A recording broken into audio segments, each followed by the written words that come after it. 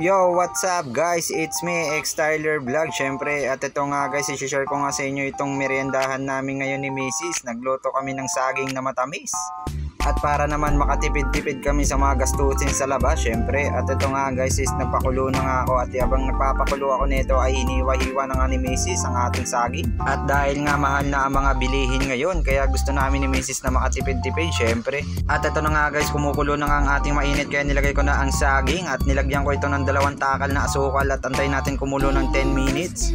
At ito na nga guys, after 10 minutes ay nilagyan ko ulit ng 2 takal na asukal at hinalo-halo ko hanggang sa maluto na siya. Tapos antayin natin ulit ng 10 minutes. At ito na nga guys, after 20 minutes, syempre luto na nga ang ating saging na matamis. At ito nga guys, ay nasobrahan nga lang tayo sa pakulo dahil natuyo ang kanyang sabaw. Pero di bali na, sobrang sarap naman ito kasi mas masarap talaga pag malapot ang ating saging.